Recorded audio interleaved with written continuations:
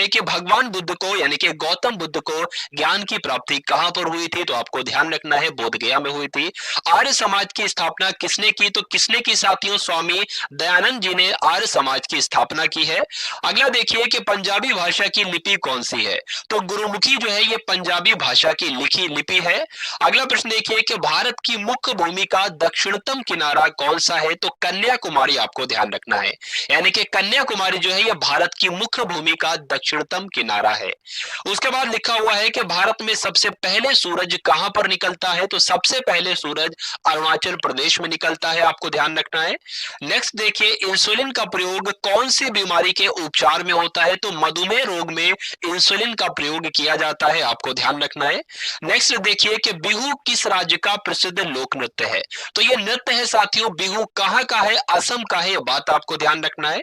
Next देखिए कौन सा विटामिन आपसे पूछा जा रहा है कि आंवले में प्रचुर मात्रा में पाया जाता है, यानी कि आंवले में कौन सा विटामिन पाया जाता है आपसे पूछा जाए तो विटामिन सी बताओगे आप सभी लोग। भारत के पहले गवर्नर जनरल कौन थे आपको बताना है? तो भारत के पहले गवर्नर जनरल जो थे वो विलियम बेंटिक थे, आप सभी लोग याद रखेंगे। साथियों इनकी स्थापना की थी, आपको ध्यान रखना है।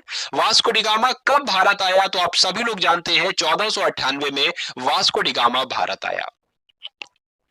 उसके बाद लिखा हुआ है 32वें नंबर का प्रश्न है कि वास्को डिगामा कहां का रहने वाला था? तो पुर्तगाल का रहने वाला था। हवा महल साथियों कहां पर स्थित है? राजस्थान के जयपुर में हवा महल स्थित है।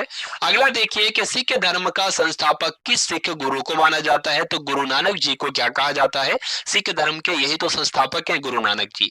नेक्स्ट देखिए कि सिखों का प्रमुख त्योहार कौन सा है? बैसाखी जो है यह सिखों का प्रमुख त्योहार है।